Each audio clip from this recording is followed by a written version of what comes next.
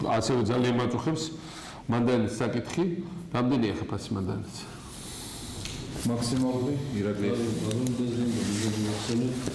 გომორევა ამ კუთხით ნამდვილად საგანგაშო არის წელს მთლიანობაში სადღაც 56,000 ტონა ციტრუსი მოვიდა, რაც შარშანდელთან შედარებით სადღაც 40 ტონით უფრო ნაკლები არის და დღეს გომორევებით გადაზიდული არის და რეალიზებული მთლიანად სადღაც 20-დან 22,000 ტონამდე, ანუ ეს არის მოსავლის დაახლოებით 10-15% და საგანგაშო არის ის ფაქტიც, რომ შარშანდელი მდგომარეობით ციტრუსის ფასი მერყეობდა 60-დან 80 თეთრამდე, დღეს მდგომარეობით განსაკუთრებულად ყველაზე კარგი ციტრუსის ფასი მერყეობს 30-დან 35 თეთრამდე.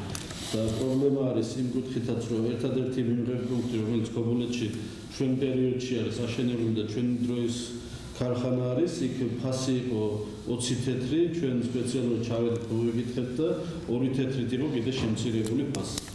ეს არის იმისათვის, რაც ჩვენ გვაქვს ინფორმაცია ამ წუთში. ეს იმ პირობებში ეს სუბსიდია მანდარინით ჯერა. ერთ-ერთ მიღწევად ამ თავრობის ესენი ასაღებენ იმას, რომ რუსეთის ბაზარი გაიხსნა. და ჩვენ იცით, რომ სოფლიო სავაჭრო ორგანიზაციაში რუსეთთან შეთანხმებით მართლაც წელს უკვე რუსეთის ბაზარი უნდა გახსნილიყო. მაგრამ ჩვენ ისიც უნდა ვთქვათ სიმართლე, რომ შარშან თითქმის ნახევარი ამ მანდარინის გავიდა უკვე რუსეთში. ეხლა ჩვენ ვცდილობთ აი პირველი ქართული მანდარინის კონტეინერი შევიდა რუსეთში, უკაცრავდა შარშანსაც წავიდა მეგობრებო. შარშანაც ხოვიციცაც წავიდა. თითქმის ნახევარი შევიდა რუსეთში, როგორც ეხლა შედის მესამე ქვეყნების გავლით, უმეტესობა ისევე შევიდა შარშან. ოღონდ შარშან ღირდა ორჯერ ჯვირი მინიმუმ. დრანაერი გახსნა არის, გახსნა დავარქვით და მაინც იმავე მართულებით მიდის, ისე რუსეთში შედის, ოღონდ ორჯერია ფათ.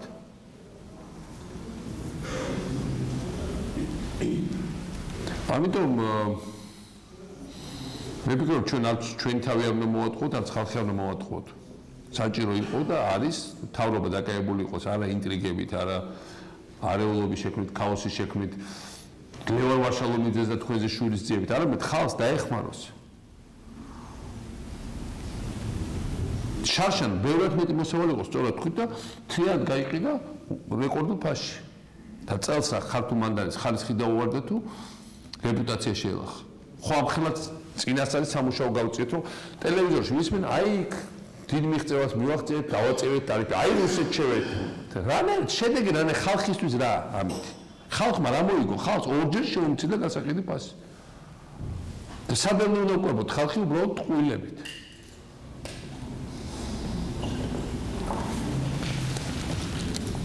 ამიტომ მე ვფიქრობ ამ შემთხვევაში ჩვენ ეს საკითხი უნდა დაუყენოთ მათ შორის ადგილობრივ მთავრობას. პრაქტიკულად რასაც ჩვენ უყურებთ, ადგილზე მთავრობები არიან პარალიზებულები. მათ შორის აჭარის ავტონომიის მთავრობა. ან დაკავებული არიან იმითი რაც აქტუალურია და საჭიროა რომ ხელახლა ყველა ამოძრავდეს და ყველა მიხვდეს რომ ყველამ უნდა იყოს ინიციატივა. ეს არის ძალიან მნიშვნელოვანი.